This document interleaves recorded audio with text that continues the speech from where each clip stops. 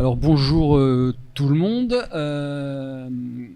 Oui, moi je m'intéresse à l'éclairage scénique depuis bientôt 30 ans, à la LED depuis qu'elle est arrivée dans le spectacle, et j'ai eu notamment l'occasion de participer au démarrage d'une salle à Montpellier, pardon, éclairée, ok je m'entends, une salle équipée en full LED qui a ouvert en 2013. Voilà, c'est certainement pourquoi Christophe m'a demandé de participer à cette journée. Pour parler de la transition LED, alors la transition LED, on en entend beaucoup parler, il n'y a pas vraiment de définition bien précise. C'est un peu comme la colorimétrie en ce sens où on ne peut pas tout en dire en 30 minutes, parce que ça regroupe un ensemble de choses, c'est assez complexe. Ça comprend notamment la question des usages, la méthodologie, comment on travaille, comment on part en tournée, comment on accueille un spectacle, comment on travaille à la conception du spectacle. La question des financements, les investissements, comment, si on doit renouveler tout un parc de matériel, comment, c'est pas facile. Et là, ça soulève aussi des questions d'ordre managérial, la gestion des compétences notamment, et de gestion du changement. Donc voilà, la transition LED, c'est très, très, très large, très complexe. Aujourd'hui, moi, je vais simplement essayer de vous parler de transition LED sous l'angle de la couleur. Je vais essayer de ne pas trop répéter ce qui a déjà été dit. En tout cas, la couleur... moi, je pense que c'est le sujet principal de cette transition LED. Elle est vraiment au centre des questionnements aujourd'hui qui sont suscités par la LED. C'est-à-dire la LED, elle nous contraint vraiment à nous interroger sur notre approche de la couleur, comment on l'aperçoit, qu'est-ce qu'on a comme moyen de l'identifier, qu'est-ce qu'on a comme moyen de l'évaluer et comment on la met en œuvre. Donc d'abord, il faut bien comprendre comment on perçoit les couleurs. Je pense que c'est la première chose. Notre perception des couleurs, elle dépend de trois choses. Donc de la composition spectrale de la source qui éclaire. Donc là, on a plusieurs exemples. C'est ce qui nous intéresse principalement aujourd'hui, des caractéristiques physiques de notre système de perception visuelle. Et ça, on verra que ce n'est pas toujours très performant. Et des caractéristiques physiques des objets qu'on éclaire. Donc ça, ce n'est pas le sujet aujourd'hui. En tout cas, voilà, la perception d'une même couleur, elle peut être différente selon la nature de la source qui l'éclaire. Là, si on prend l'exemple des costumes, ça on le verra, je pense, cet après-midi, selon si on l'éclaire avec un halogène ou un HMI, par exemple, avec une, on verra mieux les rouges, avec l'autre, on verra mieux les bleus. Enfin voilà, ça, je pense que tout ça, c'est déjà bien clair pour tout le monde.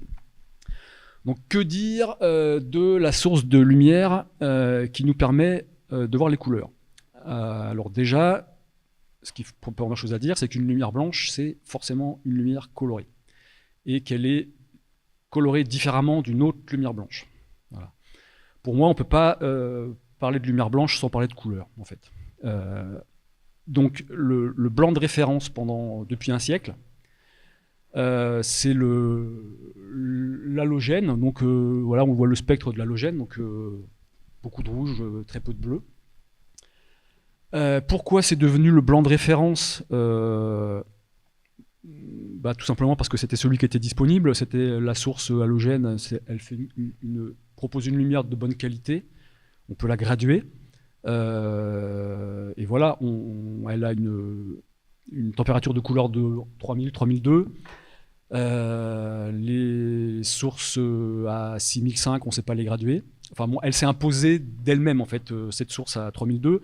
Aujourd'hui, on sait faire des blancs froids, on sait faire des sources à 6005 graduables.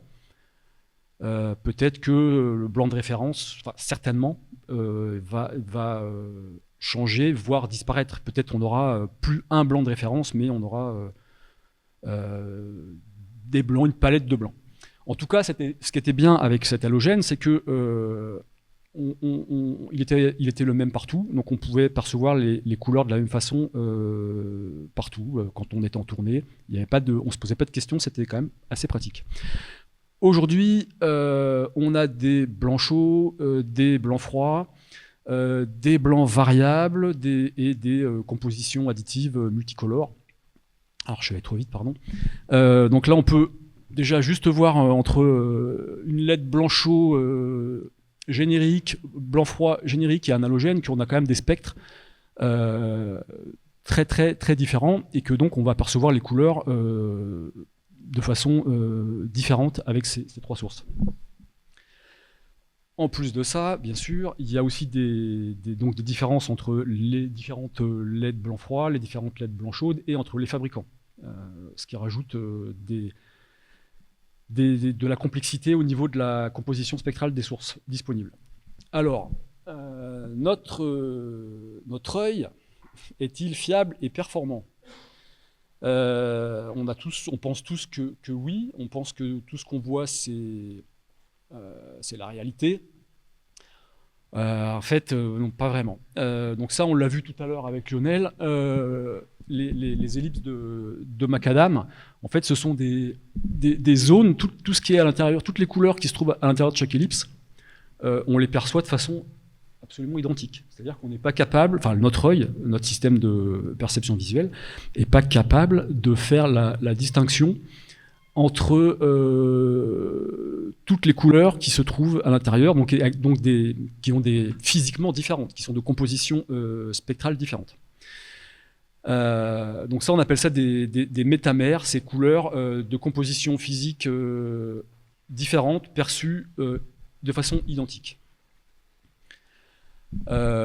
Sur cette image-là, on voit clairement qu'avec la source B, nos deux objets apparaissent de couleurs, enfin je ne sais pas si on le voit d'ailleurs là, en tout cas moi je le vois là, ils sont de couleurs différentes éclairées par la source B, alors qu'ils apparaissent de couleurs identiques éclairées par la source A. Donc ça veut déjà dire qu'on ne peut pas forcément se fier à notre œil. Deuxième phénomène intéressant, c'est que notre cerveau, il peut facilement être trompé par des interprétations trop rapides, des raccourcis en fait, et il peut être trompé par des phénomènes de persistance rétinienne, ou d'induction chromatique. Alors on va en voir quelques exemples, parce que ça me semble aussi intéressant. Alors je ne sais pas si vous voyez bien. Vous voyez quelque chose là à l'écran ? Ok. Donc je ne sais pas ce que vous voyez. Qu'est-ce que vous voyez ?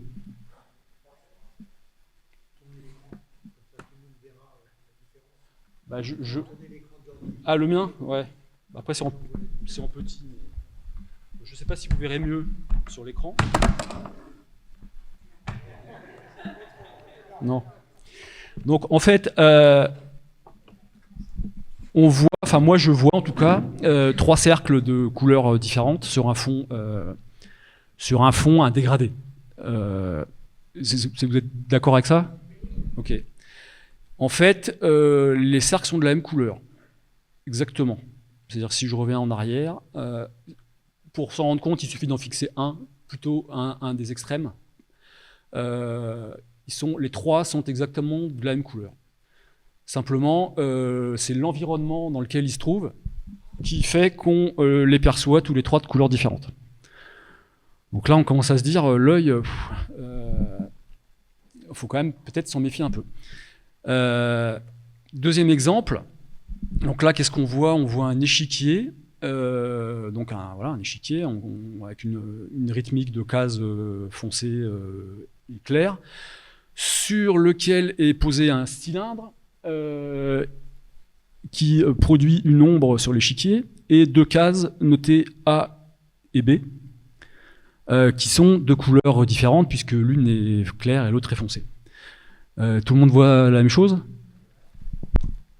En fait, les cases A et B sont de la même couleur. Exactement. Là encore, c'est le cerveau qui fait des raccourcis. Le cerveau, il sait ce que c'est qu'un échiquier, donc il sait que c'est une séquence de cases blanches, noires, blanches, noires. Il sait qu'il y a l'ombre du cylindre, donc que la zone du milieu est plus foncée. Mais il se dit, bon, il n'y a pas de raison que la case B elle soit plus blanche. Et bien, en fait, si les cases A et B sont exactement de la même couleur, alors qu'on les voit, enfin, je pense qu'on les voit tous de couleurs vraiment différentes. Voilà, donc là, on le voit, c'est une petite animation de la construction de cet échiquier. Donc, qu'est-ce qu'il faut conclure de ça? En fait, c'est que déjà, il faut bien faire la distinction entre la composition spectrale d'une couleur et ce qu'on en perçoit, puisqu'on peut percevoir deux compositions spectrales différentes de la même façon. Donc ça, c'est le métamérisme. Et il faut aussi, à l'inverse, on peut percevoir plusieurs occurrences de la même couleur comme étant des couleurs différentes.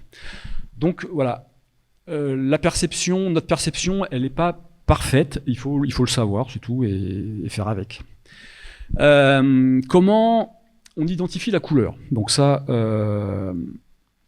il y a une façon très simple d'identifier la couleur, c'est selon trois axes, que sont la teinte, la luminosité et la saturation.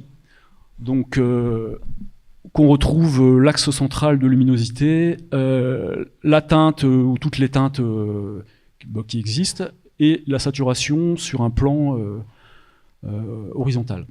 Donc ça, on le doit à un monsieur qui s'appelle Munsell, qui a développé cette classification au début du XXe siècle, sur laquelle s'est appuyée la CIE, dont on a déjà parlé tout à l'heure, pour développer son espace de chromaticité, selon donc la sensibilité spectrale de l'œil important. Donc là, on trouve toutes les couleurs visibles par l'œil,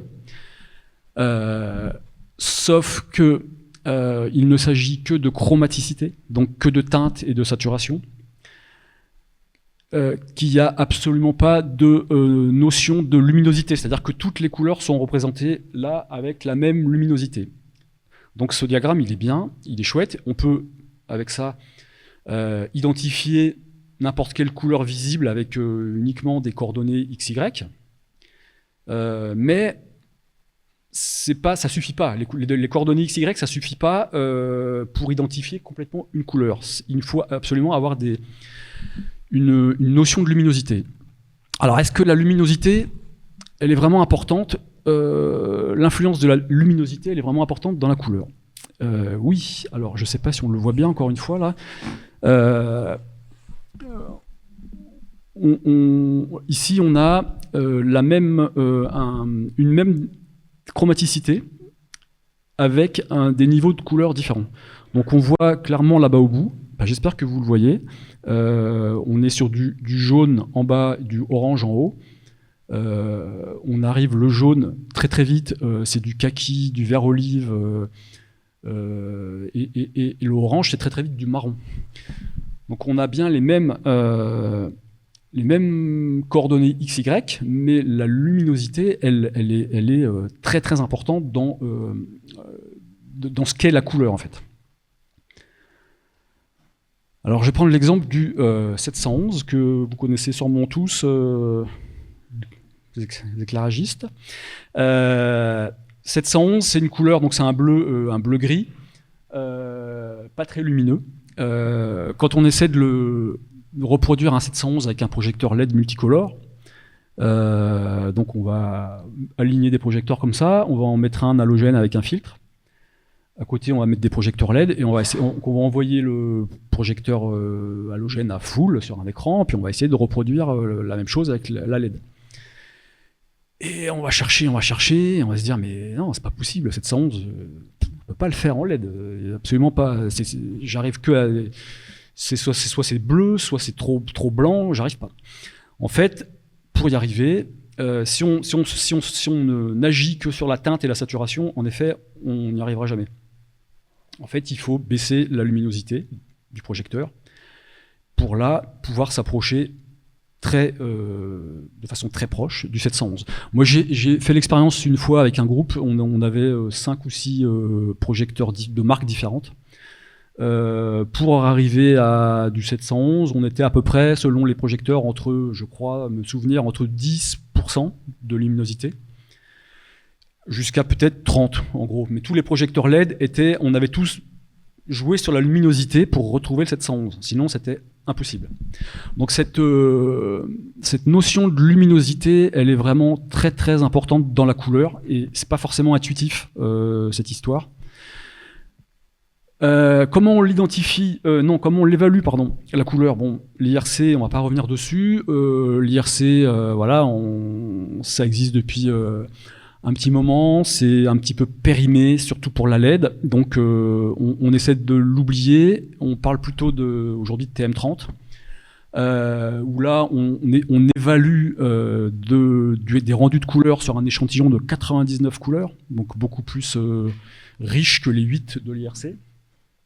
Selon différents types d'indices, RF, RG, donc fidélité de rendu, fidélité de la saturation, enfin niveau de saturation. On a des indications de température de couleur corrélées et de delta UV, donc on a quelque chose de complet, pas mal de représentations graphiques assez parlantes, moi je trouve, notamment sous forme de barres graphes comme on a là-bas à droite, ou encore le fameux cercle, qui en fait, où on retrouve en noir le cercle de la source de référence, donc qui peut être un 3002, un 5006, ou bon, peu importe, et en rouge la source étalonnée, dont il est question, avec tout ce qui est vers l'intérieur. C'est que ça traduit une diminution de la saturation par rapport à la source d'origine. Tout ce qui est vers l'extérieur, une exagération de la saturation. Et tout ce qui est les petites flèches, quand on est, je ne sais pas si vous voyez les flèches grises, quand on est à l'endroit où les deux cercles se rejoignent, on peut avoir une flèche latérale qui traduit une dérive de la teinte. Donc ça, moi je trouve ça assez parlant, d'autant plus que là-dessus on rajoute la température de couleur corrélée, le delta UV, l'indice RF, l'indice RG. Donc avec un seul document, on peut se faire une bonne idée quand même du rendu des couleurs d'une source. Mieux qu'avec l'IRC en tout cas. Là pareil, on va pas en parler, le spectrocolorimétre ou spectrophotomètre, qui est un appareil un peu coûteux, mais aujourd'hui je pense qu'avec la diversité de compositions spectrales auxquelles on a affaire, ça peut être quand même un bon outil pour vraiment savoir de quoi on parle. Alors, maintenant qu'on a dit tout ça, comment on gère la couleur sur le terrain? Alors, dans le monde d'avant, on mettait un filtre devant un projecteur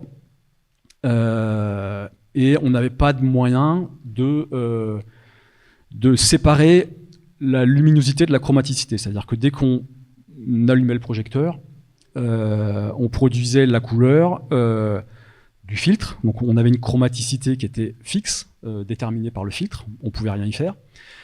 Et dès qu'on envoyait la luminosité du projecteur, on accédait aux 3 dimensions de la couleur, luminosité, teinte, saturation, par un seul canal de contrôle. Et en plus de ça, se rajoutait un autre effet, donc ce qu'on appelle l'undershift en anglais, le rougeoiement du filament quand on diminue l'intensité.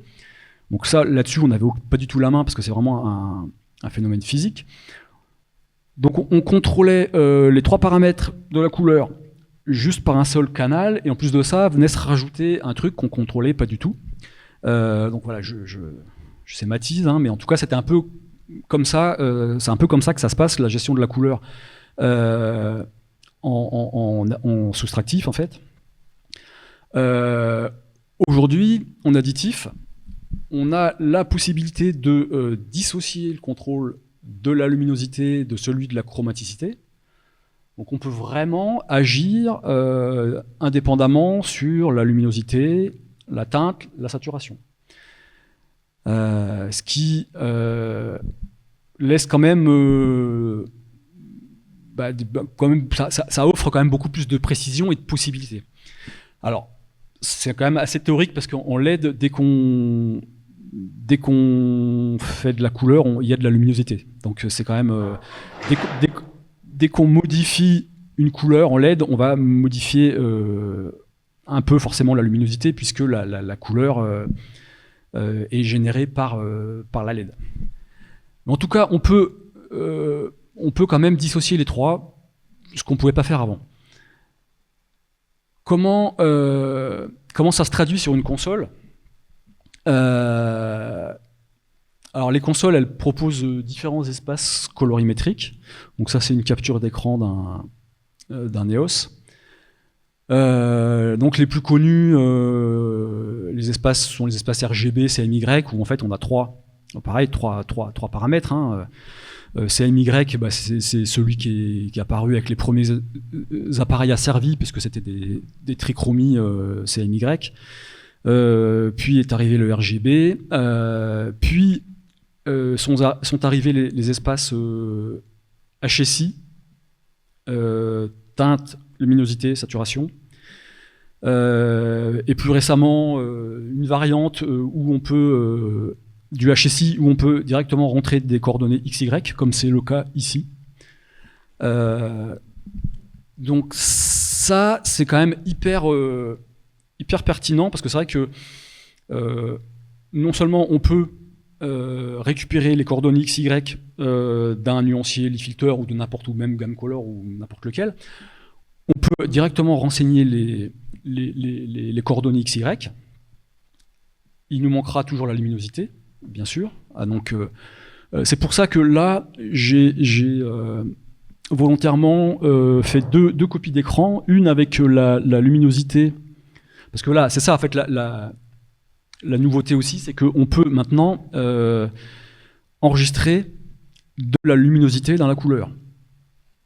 La nouveauté, c'est pas forcément nouveau, mais en tout cas par rapport au soustractif, oui. C'est-à-dire que là, on a la même chromaticité, mais ce sont deux couleurs différentes, puisqu'elles n'ont pas la même luminosité. Et ça, c'est enregistré comme deux couleurs différentes. Donc ça, si je reprends l'exemple du 711, donc tout à l'heure, on a fait un 711, on s'est rendu compte que le 711, il fallait que la luminosité soit à 15 pour avoir le même rendu que sur l'halogène. Donc j'ai deux choix en fait. Soit j'enregistre ma couleur avec la luminosité à 15, auquel cas quand je l'applique à mon projecteur et que je le mets à full avec cette couleur donc appliquée, j'aurai le même résultat que mon halogène à full. Okay. Soit j'enregistre la couleur à full, enfin la luminosité pardon, à full comme c'est le cas ici, et si je mets mon projecteur à 15% d'intensité, je retrouverai la même chose. Alors, c'est quoi l'intérêt ? C'est quoi l'intérêt ? Il n'y en a pas forcément, c'est juste que bien comprendre qu'aujourd'hui, on peut contrôler aussi bien la luminosité du projecteur avec l'attribut intensité, dimmer, qu'avec avec l'attribut couleur. Ça, c'est pareil, c'est pas forcément intuitif. Et quel est l'intérêt dans le cadre de l'adaptation d'un spectacle qui a été initialement conçu en halogène, avec par exemple du 711, si ma couleur, mon 711, je l'ai enregistré avec la luminosité à full, je vais avoir beaucoup de corrections d'intensité à faire derrière, puisque je vais avoir un 711 qui n'est pas le même que l'halogène, qui est beaucoup plus lumineux. Si j'ai donc dans ce cas-là, j'ai beaucoup de corrections à faire. Si mon 711, je l'ai enregistré avec une luminosité faible, là, j'ai presque pas de correction à faire. Donc, aujourd'hui, dans ce cadre-là, la question se pose. Maintenant, on est bien d'accord que c'est la même chose, ce que j'ai dit tout à l'heure, d'enregistrer la luminosité du projecteur à 15 ou de mettre le projecteur à 15 avec une luminosité à full, on revient au même. C'est juste qu'on bien comprendre qu'on peut contrôler la luminosité soit par l'attribut couleur, soit par l'attribut intensité, à ce à quoi on était déjà habitué.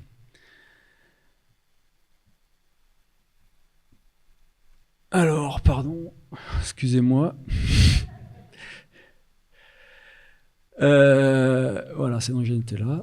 Alors, qu'est-ce qu'il y a à retenir dans tout ce que j'ai dit plus ou moins clairement, je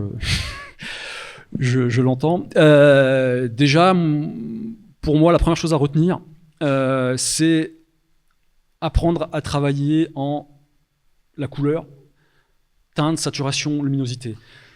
Je pense qu'il faut oublier RGB, CMY, enfin quand on est en LED multicolore, hein, j'entends bien sûr. Je pense que c'est vraiment important de raisonner teinte, saturation, luminosité. C'est comme ça que la couleur est définie et c'est comme ça qu'on arrive à s'y retrouver et à circuler dans un espace colorimétrique.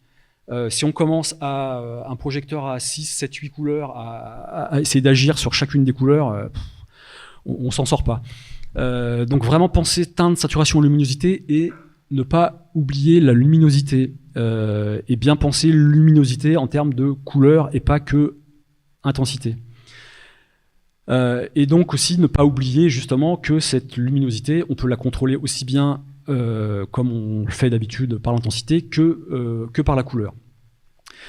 Troisième chose à se rappeler, je pense, c'est de bien quand même apprendre à se méfier de son œil, parce qu'on a tous été trompés par les mêmes trucs tout à l'heure. Voilà, le phénomène du métamérisme ou d'induction chromatique, ça voilà, on se fait tous piéger, hein, c'est pas quelqu'un plus qu'un autre. Donc bien aussi quand même se méfier de ce qu'on voit, quoi, tout simplement. Et dernière chose que je voudrais rappeler, on l'a déjà dit tout à l'heure et on le sait depuis Newton, c'est vrai, mais la couleur, c'est vraiment indissociable de la lumière, quelle qu'elle soit, c'est-à-dire que même quand on parle de lumière blanche, on parle de couleur en fait. Et ça, c'est pareil, faut vraiment que ce soit quelque chose. Avant, on n'avait pas forcément la lumière blanche, c'était de la lumière blanche, on mettait un filtre, on se posait beaucoup moins de questions. Je pense que la LED, elle a ce mérite justement de nous contraindre à nous questionner vraiment sur la couleur. Voilà, et donc n'oublions pas que la couleur, oui, elle est vraiment indissociable de la lumière, quoi. Voilà, donc je vous ai pas appris grand chose de nouveau. J'espère juste que on va peut-être, je vous ai donné 2-3 pistes de réflexion. Voilà, merci. Du coup, je me permettais juste une première question par rapport à ce que tu viens de dire, qui pour moi est hyper éclairant sur différents problèmes la distinction de l'intensité, le travail de la couleur, moi ça m'éclaire vachement. Juste, je me pose des questions par rapport à des situations concrètes. Du coup, ce que tu mets en avant, c'est le fait de finalement faire confiance aux fabricants aux fabricants de consoles et de projecteurs, toute la maille d'interprétation des caractéristiques de la couleur que tu donnes, de parler que en termes de teinte, luminosité, saturation.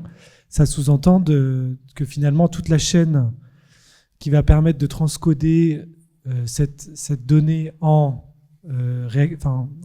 lumière, on fasse confiance à ça et qu'on ne rentre plus dans le dosage de chaque pastille dans le projecteur. Donc ça, c'est ce que j'ai compris. Que finalement, c'est vraiment aux concepteurs de consoles et de luminaires de savoir être l'interprétation des valeurs qu'on donne en console. Alors, c'est pas ça que j'ai voulu dire, pardon. Non, simplement. Alors après, bien sûr que de toute façon, il faut quand même se reposer sur ce dont sont capables le matériel, enfin les consoles ou les projecteurs, ça c'est sûr. Mais non, c'est pas ça. Moi, ce que j'ai simplement voulu dire, c'est que c'est trop complexe de commencer à faire des mélanges. 3 couleurs, on a bien une idée, on va mélanger du rouge et du bleu, on va faire du magenta, on va faire du... Enfin voilà. 3 couleurs, on arrive à peu près à se le représenter. Mais surtout 2. Déjà 3, c'est plus compliqué. Mais dès qu'on passe à 4, 5, 6, 7, 8 couleurs, C'est sûr. c'est pas possible. Et de toute façon, on travaille déjà, en général, pas comme ça, on travaille soit en RGB, et c'est la console, en effet, qui va faire, si tu travailles en rouge, elle va aussi, s'il y a de l'ambre, elle va aussi agir sur l'ambre, enfin, etc. Peut-être un peu de lime, voilà. C'est la console qui va dire, le rouge, c'est pas que du rouge, machin. Mais comme en HSI, du coup, parce qu'en HSI, ça résume, en fait, ça revient à contrôler, à gérer la couleur selon 3 paramètres. Oui. Et HSI, il se trouve que c'est les 3 paramètres sur lesquels sont définis les couleurs. La classification de Munsell, là, et c'est ce qui sert de base à tout, elle est définie comme ça, sur teinte, saturation, luminosité. Donc je pense que c'est pas pour rien que ça a été fait comme ça. Et c'est pour ça que nous, dans notre pratique de la couleur, je pense qu'il faut qu'on apprenne à raisonner comme ça. Moi, je l'ai pratiqué quand on a une couleur en tête. Voilà, donc on l'a en tête. Et on cherche à l'atteindre, cette couleur. Si on commence à chercher à l'atteindre en mélangeant les couleurs une par une, ouais, je passerai la parole à Ludwig après.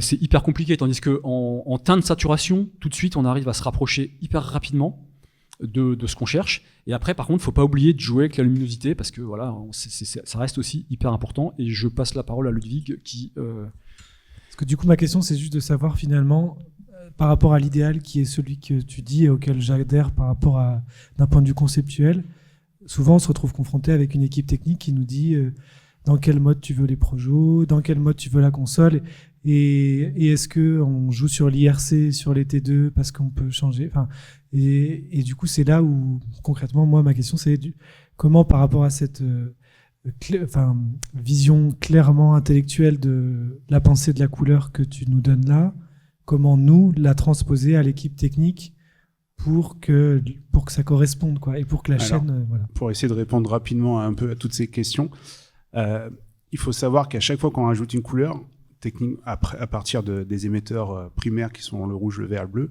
on rajoute un degré de liberté. Sachant que les couleurs sont généralement en 16 bits, donc en 65 635 pas. À chaque fois qu'on rajoute un degré de liberté, on multiplie en colorimétrie les combinaisons possibles pour générer la même couleur. Donc à partir du moment où on a un système rouge, vert, bleu, on rajoute de l'ambre, mais on a 65 000 possibilités de faire la même couleur. Donc si on rajoute une 5e couleur, on a 65 000 fois 65 000 possibilités, et ainsi de suite. Donc là, si on n'a pas un système intelligent qui va contrôler, c'est là où c'est impossible. Et c'est là où l'idée de travailler en RGB, du coup, quel que soit le nombre de couleurs, on va synthétiser pour mettre en RGB ou en HSI, parce que c'est juste une conversion, ça facilite le travail. Le problème que vous avez certainement tous, c'est que ces espaces colorimétriques, généralement, sont propres à chaque fabricant. Et quand on met un RGB à full entre plusieurs machines, on a des blancs différents, parce qu'ils ne sont pas normés. Donc pour pallier à ça, il y a l'ESTA, qui est l'organisme américain qui a mis notamment au point le standard DMX il y a maintenant un petit paquet d'années, qui fait des normes régulièrement, s'est posé la question comment communiquer sur la couleur. Donc il a été défini que ça devait être RGB avec l'espace colorimétrique Profoto, notamment qui définit l'espace qui a été défini par Kodak il y a très longtemps. Cet espace Profoto dit que le blanc, quand le RGB est à 100%, le blanc, c'est un blanc de 5000 Kelvin. Et donc ça, c'est ce que vous allez retrouver par exemple sur les consoles EOS. Donc c'est le triangle de base qu'on va trouver sur les EOS. Le problème, c'est que il y a très peu de projecteurs où on a le choix de cet espace colorimétrique. Et il y a très peu de consoles où on a le choix de cet espace colorimétrique. Donc les informations ne matchent pas. Et plus récemment, l'ESTA, il y a quelques années, a fait une révision de ce document et a défini que le nouveau standard de communication de la couleur, ça devait être, puisqu'on parle toujours du triangle des couleurs de CIE 1931, de parler en XY. Donc actuellement, si on suit ce standard, la communication entre un projecteur et une console et un projecteur, devrait être les coordonnées XY, comme ça on parle de couleur absolue. Et il n'y a pas d'ambiguïté. Après, il y a le réglage de la luminance, mais il n'y a pas d'ambiguïté. En fait, sur la couleur, on parle toujours en couleur absolue. Le gros avantage, c'est que vous, en tant qu'utilisateur, c'est extrêmement simple à vérifier, avec un colorimètre, de mesurer n'importe quelle source, les coordonnées XY, et de pouvoir demander à la console de reproduire la couleur. Donc voilà la solution, en fait, le développement dans le futur. Il y a de plus en plus de projecteurs sur le marché où on peut directement communiquer en XY. Je voulais te répondre un peu sur la gestion par rapport à la console.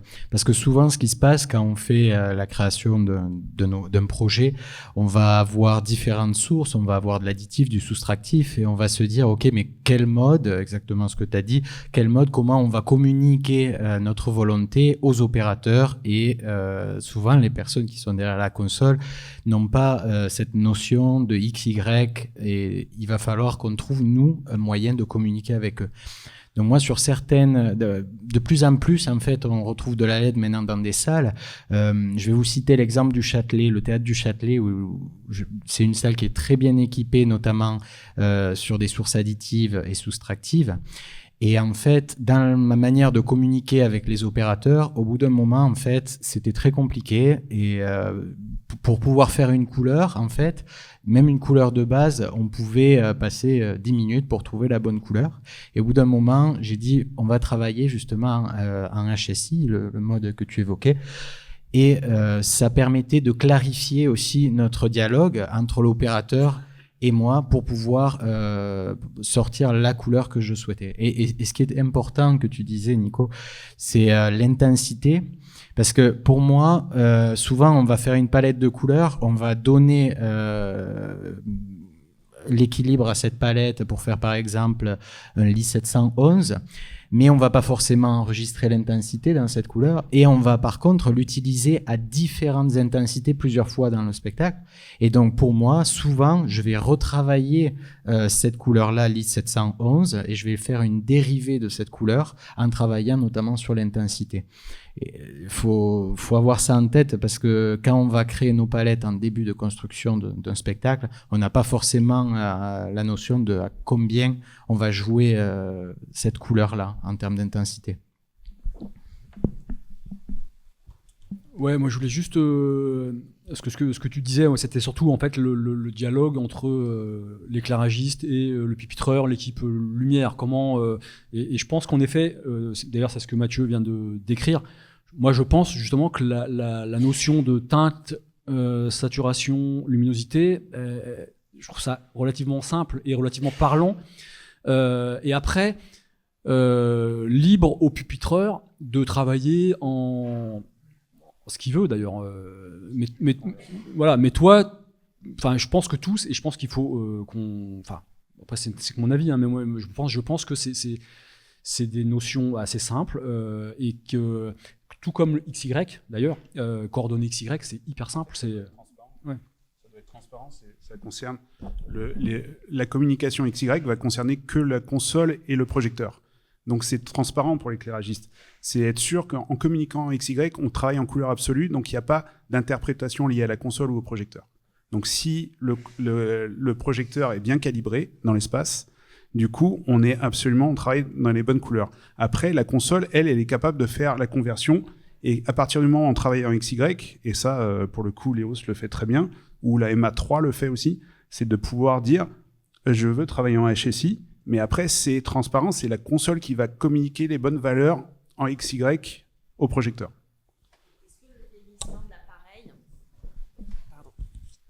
Est-ce que la durée de vie de l'appareil est prise en compte? Est-ce que la durée de vie de l'appareil qui tendrait à modifier en fait, l'avantage de travailler en couleur absolue, ça veut dire que c'est l'appareil, le projecteur qui va recalculer, qui va déjà maîtriser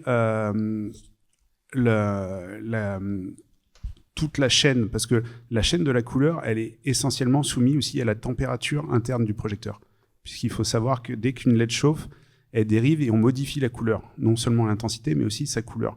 Donc ça, il faut qu'on le prenne en compte, c'est l'appareil qui doit le prendre en compte.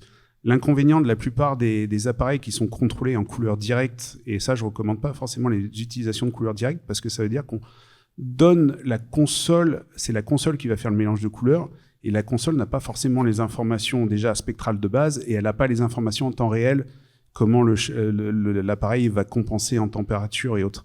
Donc, travailler quel que soit après la communication en HSI ou en XY, c'est-à-dire qu'on fait confiance à l'appareil, et c'est l'appareil qui va maîtriser l'ensemble des couleurs.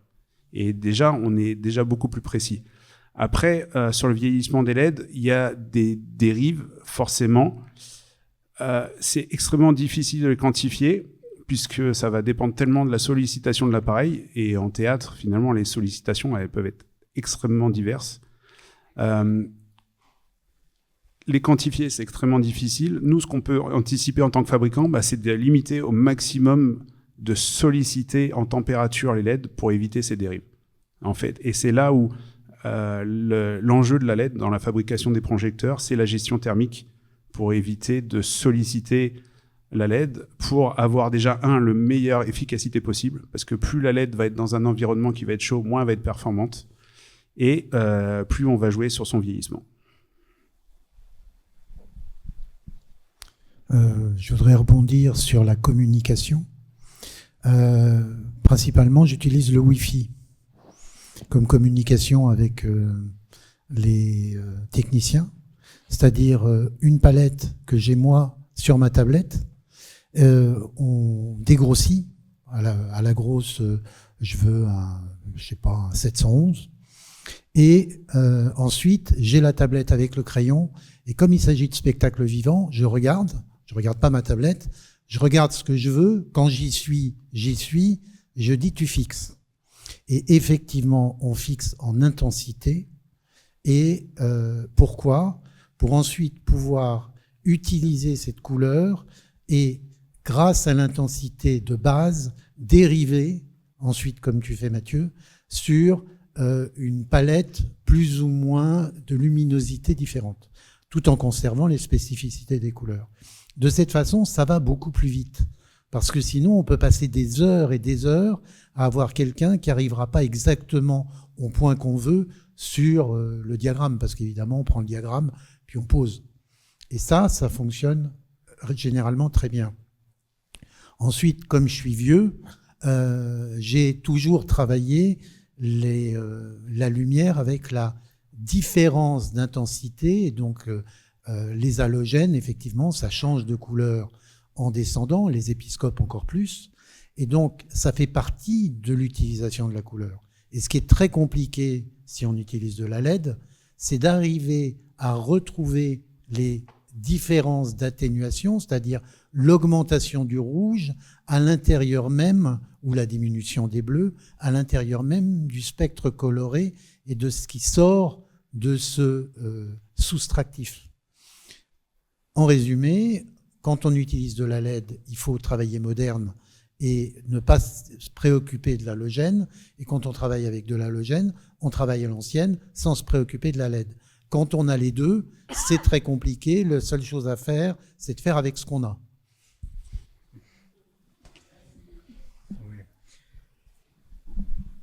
Alors, pour moi, je suis totalement d'accord. Et c'est vrai que quand on mixe, pour moi, la LED et l'halogène, souvent, même dans mes plans de feu, j'essaye de faire par dispositif. En fonction de certains spectacles, des fois, il y a des parties, notamment dans certaines productions qu'on a fait avec Thibaut, où je travaille vraiment que avec de l'halogène, et pour certaines utilisations, rajouter de la LED, mais en renfort. Enfin, c'est vraiment, faut le voir comme un outil.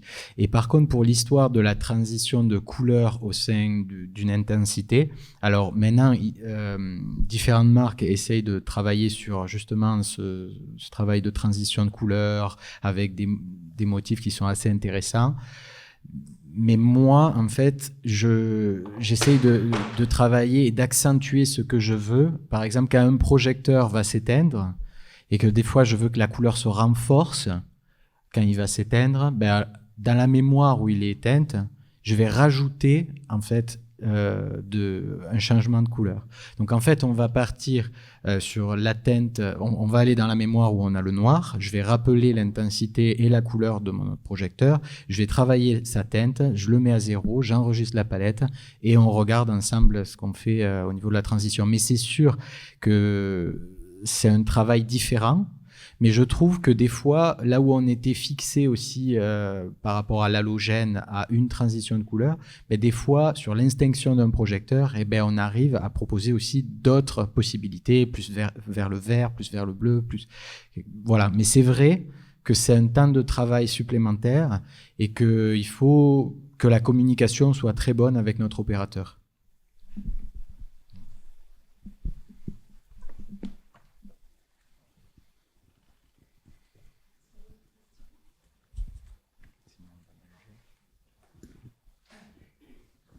Bonjour.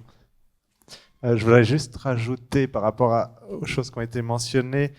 Moi, je trouve quand même important et impératif pour les gens qui font de la lumière de connaître les projecteurs LED qu'ils ont à disposition, leur spectre et les aberrations reliées à ce spectre-là. Parce qu'effectivement, en travaillant en HSI, tout ça, c'est très bien. Moi, je trouve quand même intéressant de savoir après comment ça a été traduit par le projecteur, alors soit à l'interne du projecteur, soit par la console transformée en RGB, RGBW ou 16 couleurs, etc. Pour ensuite savoir, comme vous avez mentionné avant, que le blanc, c'est en fait une addition de couleurs. Et donc, dans ce blanc-là, j'ai peut-être trop de orange ou trop de vert, etc. Et surtout, quand je pars en tournée et que je change de matériel tout en gardant la même console et les mêmes valeurs à l'intérieur, des fois, il faut que je sache comment la traduction a été opérer d'une manière différente et donc comment je dois la corriger là-dedans. C'est pour ça que je mettrais peut-être un petit bémol en ne pas excluant un aller-retour entre différents modes et différentes compréhensions de comment la couleur est fabriquée sur scène, comment le mélange additif est fait, pour pouvoir ensuite aller justement peaufiner, en corriger les caractéristiques, surtout quand on change de matériel et quand on a du matériel de plus ou moins grande qualité, disons, colorimétrique. Ok, ouais, je comprends. Alors, moi, je pense que c'est pour ça que j'ai très rapidement parlé des outils de mesure tout à l'heure. Enfin, j'en ai montré un vite fait. Je pense que c'est vraiment ça où sur les consoles, hein, on peut voir sur les OS, on voit le spectre de la couleur. Je pense que c'est vraiment ça qu'il faut regarder, plus que si on veut reproduire la couleur ou la corriger selon le matériel dont on va disposer ailleurs. C'est vraiment ça qu'il faut regarder en fait. C'est le spectre.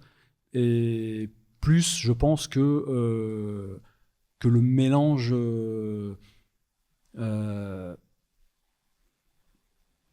si j'ai bien compris ce que la question, en fait, je sais pas, c'était ça. Ouais, c'était finalement sur comment est-ce qu'on travaille concrètement quand on est derrière la console ou qu'on a quelqu'un derrière la console qui travaille avec nous. Parce qu'effectivement, le spectre, je suis d'accord que c'est la référence. Après, effectivement, le différent matériel n'a pas la même qualité en termes de luminosité aussi. Donc, le 711 que tu mentionnais avant, à 15%, il était à 30% sur d'autres. Mais ça, c'est juste le pourcentage du projecteur. C'est pas la quantité de lumière que j'ai sur scène en passant d'un théâtre, peut-être avec une ouverture de 10 mètres, un théâtre, une ouverture de 20 mètres, etc. Et donc, l'autre chose aussi, c'est que moi, quand je suis en train de faire de la conduite, j'ai pas forcément le temps de descendre avec mon spectromètre pour chaque moment. Donc c'est là où je voulais juste dire que l'aller-retour avec les composantes de la couleur, vraiment quelles LED sont allumées à combien de pourcents à ce moment-là, moi est un outil très utile aussi pour pouvoir faire des corrections et va des fois plus vite justement. Après, ça n'empêche pas peut-être une phase au moment du pointage, une phase de calibration des couleurs avec des appareils de mesure pour être sûr qu'on retrouve les choses. Mais voilà, c'est une méthodologie encore à développer. Je comprends ton besoin. Par contre, dès lors que tu changes de matériel, même si tu sais si tu avais un matériel X ou avec tel mélange de RGB, cyan, ambre, lime, etc., tu changes de matériel, même si tu reproduis les mêmes proportions, t'auras pas la même couleur, puisque déjà c'est pas les mêmes LED, elles sont pas forcément distribuées de la même façon. Donc de toute façon, moi je pense que c'est la grosse difficulté de la période actuelle, hein, c'est la grande question c'est ça, c'est comment on s'adapte dans un autre lieu avec du matériel différent, c'est ça la grande question. Et du coup, voilà, j'ai dit le mot adapté, et je pense que la réponse, elle est là. Il faut s'adapter du mieux qu'on peut. Il n'y a pas de réponse toute faite, quoi. Il faut s'adapter du mieux qu'on peut, et je pense qu'il faut accepter le fait que ce soit peut-être un peu différent. Ça ne veut pas dire forcément moins bien, différent. Mais je pense qu'il faut accepter que ça puisse être un peu différent. Et revenir à cette notion de prototype qu'on aime bien dans le spectacle vivant, où voilà, on prétend faire des prototypes. Je pense que là, il faut assumer le prototype. Parce que je pense qu'on n'a pas d'autre choix, malheureusement. Merci Nicolas. On va arrêter là pour ce matin. On pourra poursuivre ces échanges cet après-midi. Merci Ludwig, Mathieu, Nicolas. À tout à l'heure.